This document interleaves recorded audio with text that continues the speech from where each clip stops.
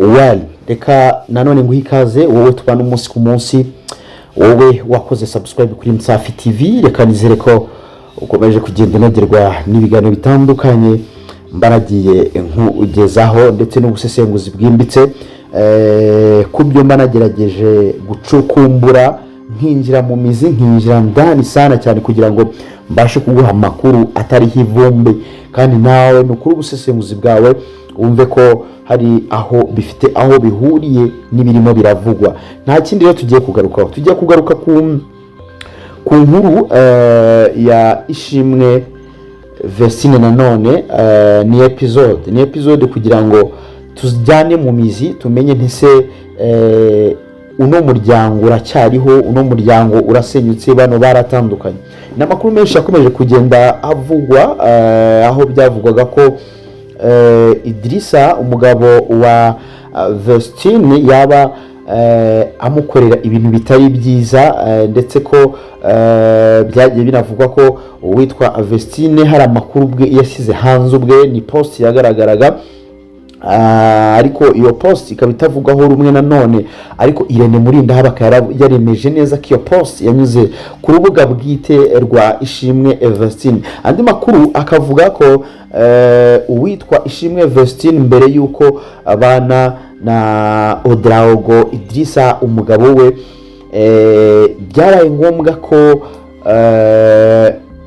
asaba inama ku mubyeyi we, hanyuma umubyeyi we amubwira ko agomba kwihangana akajya kubana na Idrissa Odraogo, cyane ko ngo nyuma y'ukwezi kumwe babanye uyu Vestine Ishimwe yaje kwahukana agasubira mu rugo iwabo. Ariko mama we akamubwira ati have this shwida, ntago ari uko bigenda, you have to be back at yours.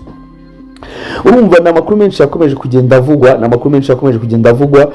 nanone kandi Ishimwe Vestine akavuga ko yitabaje n'iki n'umushumba wabigishaga umubano, n'umushumba agombaga kubagira gute wabashyingiye, cyangwa n'umushumba wabafashije mu gushyingirwa, akamubwira ko johajo urukundo ruri gukomeza bikendera. Ati ngiye numva rwose uno mugabo uko iminsi ikomeza kwicuma, numva ntagize gute, numva urukundo rukomeza kuyoyoka. Ariko umushumba aravuga ati yewe ntabwo urugo rwubakwa n'urukundo, ati ati mu bintu byubaka urugo ntabwo urukundo rurimo.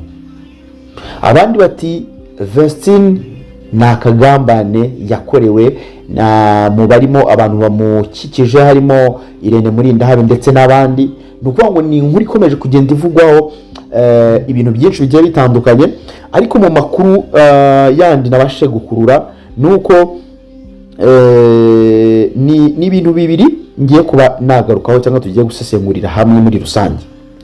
Nukuvuga ngo uwitwa Odraogo avuga ko kubera ko ngatumva ururimi rw'ikinyarwanda, yagiye abona amafoto ye ndetse n'ay'umugore we acicikangana arimo arazenguruka kuri platforms nyinshi zigiye zitandukanye. Ati yibaza se byagenze bite, cyangwa iki. Yaje kwakira post ya Ishimwe Vestine ya Instagram, gusa ubutumwa bwari bwamaze kuvaho, ariko yabweretswe nk'uko uwitwa Bosco abivuga, avuga ko we yavuganye na Odraogo umugabo wa Idrissa, umugabo wa Vestine plutôt, amubwira ko nta kibazo na kimwe afitanye n'umugore we. Ati mu magambo ya Idrissa Odraogo yamubwiye ko nta kibazo afitanye na Ishimwe Vestine, ko ibyo yanditse ari ukugira ngo konte ya Instagram ibe boosted. Ati yabyanditse kugira ngo aba followers biyongere, naho ubundi rwose ngiyewe n'umugore wanjye nta kibazo dufitanye. Bamwe base niba nta kibazo aba bantu bafitanye, kuki itangazamakuru ryabigize binini bigafata urundi rwego. Abandi bati harimo gutwikira indirimbo yitwa Usisite yenda kujya hanze.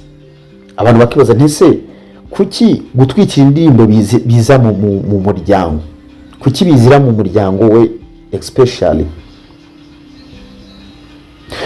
None kandi hakaba andi makuru avuga ko uwitwa Odraogo Idrissa byabujije uwitwa Ishimwe Vestine kongera gukora imiziki nk'uko yayikoraga akiri umukobwa.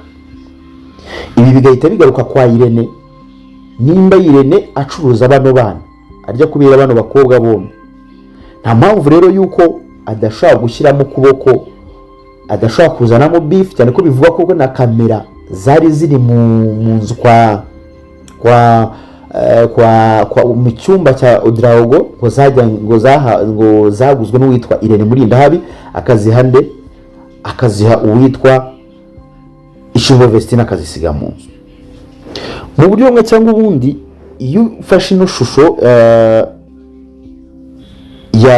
y'amakuru akomeje kugenda avugwa, nimba koko ari byo ibivugwa nkuko uwitwa Bosco Impaya yavuze ko yivuganiye na bwana Odraogo amubwira ko nta kibazo afitanye n'umugabo. Abandi mu bucukumbuzi bwabo bakaba banise kuki Irene yavuye muri Amerika agasiga witwa Vestine muri Amerika. Andi makuru akavuga ko nyuma yuko Irene amaze kugera i Kigali, uwitwa Vestine yahise afata indege, ari nabwo Odraogo yahitaga afata rutemikire, bose bahurira mu gihugu cya Burkina Faso iwabo wa Odraogo kugira ngo bahure n'umuryango baganire kuri icyo kibazo bafitanye mu rugo rwabo. Are you getting me? Nanone kandi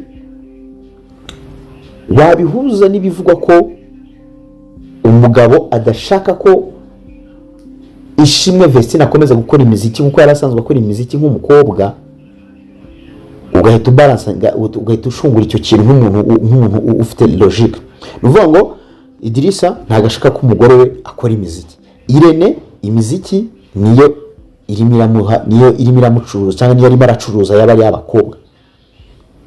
Why not atatandukanya Idrissa n'umugabo, nako Idrissa na Ishimwe? Why not?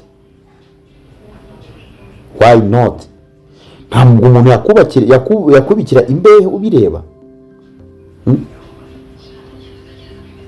Ikindi kandi niba ari ugutwikira song, Irene ntareke kwivanga mu bintu by'umuryango wa Ishimwe Vestine. Yes, ntabwo kuba like nkuko Irene yigeze kubivuga, ariko nyamara ari ikiganiro bakoranye amubaza iby'umuryango. Atese mu muryango mu rugo bimeze bite? Ati nta gisubizo ndi bwatange kuri ibyo bintu, ariko muri umuna wanjye Dorcas ndakwinginze ntuzishure muri bino bintu byo gushaka ukiri muto. Means that ibyo yari yiteze mu byo yagiyemo ntabwo ari byo yabonye. Urugo yabonaga yagiyemo si rwo yabonye. Ibyo yakekaga ko ashobora gukura muri rwa rugo si byo yabonye. Means hari n'ikintu kitari cyiza yahuriyemo nacyo gituma abuza muri umuntu we kujya gushaka akiri muto. Ni ukuvuga ngo hari ibintu abantu bataramenya, wowe wibwira ko cyane cyane nk'aba influencer bo mu Rwanda akubaza ikibazo ashaka kugutega, bigatuma wishyira hanze, bigatuma ushira amabanga yawe hanze kandi bidakenewe. Kandi nanone ikindi kintu abantu bagomba kumenya, hari abakomeza kuza muri commentaire batukana ngiki n'iki. Ni ukuvuga ngo niba uzi ko izina ryawe umaze kuri branding uri umustar, ni ukuvuga ngo tugomba kukuvuga.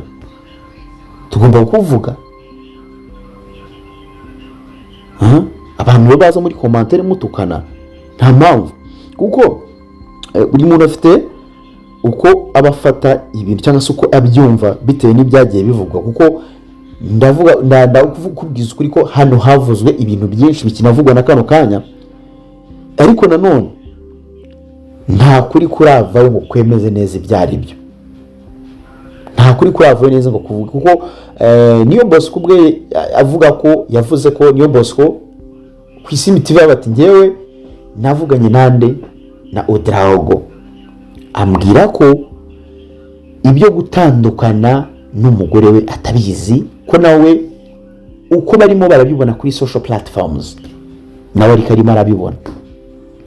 Uwitwa Bosco Empire akavuga ati ngewe nivuganiye na Odraogo kuri telefone yanjye, ambwira ko nta kibazo na kimwe afitanye n'umugore we, ahubwo kari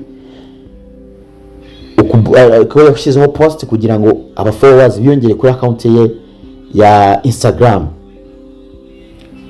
kuko n'ubundi ntabwo ari kukibaza ntese nta yindi post yagombaga gushyiraho kugira ngo iyo account ye ibashe kuba yaba boosted.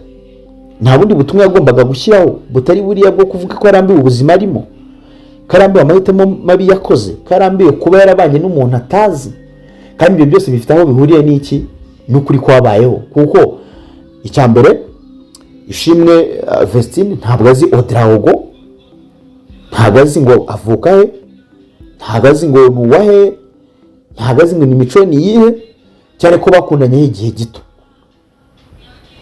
Mu mezi rero 3 bari bamaranye mu rugo, bari bameze nk'abantu bari kwigana, especially ntabwo Ishimwe Vestine yari yakamenya ntese uyu muntu ni muntu ki n'iki cyangwa iki cyangwa iki.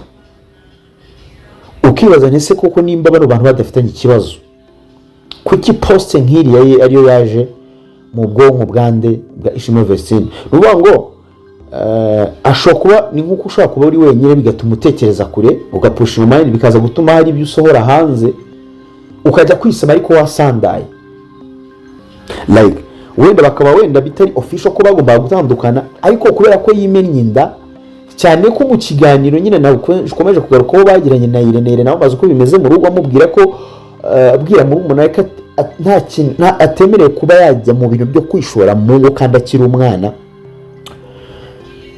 Byumvikana ko wabihuza n'icyo n'iriya post bigahita byumvikana ko ari biri muri Ishimwe, nubwo bitaraba official ko batandukanye n'umugabo, ariko ukaba wumva ko hari n'ikibazo uko byasa kose. Kuko I don't know gute iriya post rero yaje mu byiyumvo byande bya Ishimwe Vestine. Ntabwo twa blaming itangazamakuru ko nicyo ribereyeho. Iyo uri umusari akantu kawe kose ugashyize hanze turakavuga papa, tuba tugomba kukavuga men. Rero uza muri commentaire uvuga amagambo menshi utukana ugira iki, no, nta mpamvu. Ni ubusesenguzi bwa muntu ku giti cye, ariko ngomba kubwira nanjye ko mbyumva cyo kimwe nuko nawe ufite uko byumva, sibyo? Bitari ko hatarimo kugira gute kuza kugira uwitwazo ni cyangwa ngamwikome cyangwa mufate nk'umwanzi wa muhanzi, kuko kuba nakunze ibyo wanditse sinkuni ibyo wavuze ntabwo bivuze ko nakwanze wowe, nanze ibyo wakoze, sibyo? Kandi nta mpamvu yuko rero mfata yewe ibintu byose byabaye ngakora realization zanjye cyangwa ubusesenguzi bwanjye, hanyuma nguze kubuntukira cyangwa nguze kubipinga kubera ko mfite uko njye nabiteguye kandi mfite uko nabyumvise.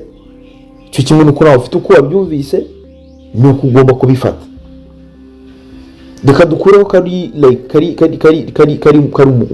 umukobwa, kari umubyeyi, ariko se kuba ari umubyeyi ariko ni umusitari tugomba kumuvuga, kandi ibyo byose niwe wabishyize hanze. Kuko atarabivuga biriya ntabwo twize tumuvuga, ntabwo twize dusesengura ubuzima bwe kuva A a Z. Niyo mpamvu rero muri umusitari reka kwimenya inda ko tuzakuvuga kabisa.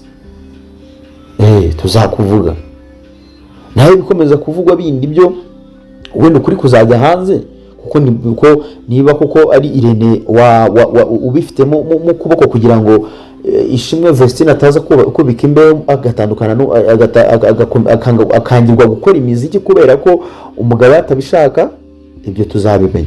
nimba ari ugutwikira indirimbo usisite, ubwo indirimbo nimara kujya hanze tuzamenya ko wenda ko ari ugutwikira song kugira ngo song nyine isohoke abantu bagize gute bayifitiye amatsiko. Urabizi ko gutwikira song ni ibintu bisa, ariko se itwika rikagaruka rikasa naho riri late rifite aho rihuriye n'ubuzima bw'urugo n'ibikomeje kuvugwa mu rugo, nitwika inagani. Bashobora kuvuga ati byinshi ni prank, ntabwo rwose ibintu byo gutandukana birimo. Gusa nyine amakuru yo ahari gutandukana byo nta biraba, ariko umuryango wo kuburimo uruntu turimo turimo kumva MC mu kujya muri Amerika. Ntabwo uwitwa Odraogo yashakaga kugira gute, yashakaga ko Ishimwe Vestine ajya muri Amerika, kuko yavuga ati wowe reka muri umuna wawe ari uzajya kuririmba wenyine. Nuvuga ngo Irene ari n'ibintu byinshi Irene yagiye akora muri Amerika byo kubeshya kuko Vestine ubwe yakoze igitaramo hari igitaramo cyabereye Vancouver Jospin, ariko uwitwa Vestine Ishimwe ntiyakigaragaramo. Irene avuga ko yarwaye, ko katari buze kuririmba muri icyo gitaramo kubera ko atamerewe neza. Ariko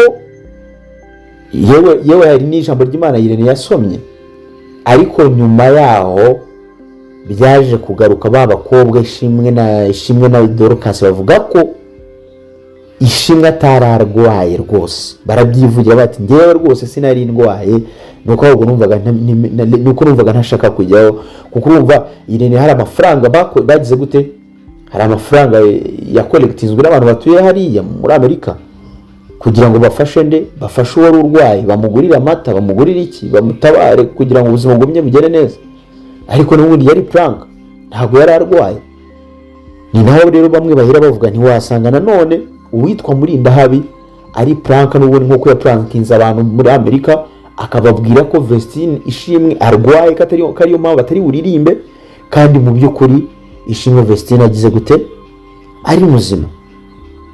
Ibi rero bamwe bakabishingira bavuga ntiwasanga nanone ari prank yateguwe nanone na Irene Murindahabi kugira ngo song yabo bayitwikire, song izasohoke abantu kubera kurumva niba ari mu matwi ya buri kinyamakuru cyose ni Ishimwe Vestine buri iki indirimbo isohoke imeze gute, yaratwikiwe kabisa. Indirimbo isohoka abantu bashaka kuyumva, bitewe nuko ngo bazahita babihuza, niba ari usisite bahita bayihuza n'ubuzima bumaze igihe buvugwa bw'umuhanzi muri rusange, abantu benshi baba bazi bayinyotewe. So nibyo bintu rero bikomeje kugenda bigarukwaho mu binyamakuru byinshi bigiye bitandukanye, mu nkuru nyinshi ziri komeza gucicikana ku mbuga nkoranyambaga zigiye zitandukanye. Ariko ino nkuru ntabwo wamenya ndayifata nde, ariko njye nibaza ko ejo cyangwa ejo bundi ukuri kuzamenyekana, hamenye nimba ari koko byari gutwikira song, bimenye nimba ari koko kwari kubuildinga account ye ya Instagram kugira ngo boosting, cyangwa se bimenyekane koko nimba yaranditse biriya bintu ari nko kurabura avuga ko ibyo bintu abigeze gute, abishyize ku ruhande, cyangwa se ko atandukanye n'umugabo we be official. Yes, reka rero mwifuza gukomeza kugira ibihe byiza cyane wowe twabanye mu kiganiro, nizera ko kandi ukomeje kugenda ugubwa neza cyane, nakomeza kwifuriza ibihe byiza cyane wowe umeze neza. Reka nkubwire nti komeza kugubwa neza cyane, hanyuma nawe bitameze fresh sana, reka nkubwire nti nawe komeza usenge, ejo cyangwa ejo bundi ushaka gukunda, nta mpamvu yuko wiheba. So reka mwifuza komeza kugira ibihe byiza cyane. Wewe wakoze subscribe kuri Msafi TV, ni iby'ingenzi kandi ni iby'agaciro gakomeye cyane. Hanyuma wowe utarakora subscribe, nawe nta kintu ugomba gukora, ni ugukanda like na share, then ugakora subscribe, ariko nanone ukibuka gukanda kuyonzogera umutuku kugira ngo tujye tubasha kubana mu nkuru nyinshi maragiye gerageza kugusesengurira nge nkanjye, kuko nawe mu gusesengura kwanjye nawe hari bishobora gukuramo nawe ukaba wasesengura mu buryo bwawe ariko ugasesengura udasesereza. So reka mwifuza gukomeza kugira ibihe byiza cyane, njya nkuko bisanzwe nyita Safi Tiger, the one and only mtoto wa mama Tantine.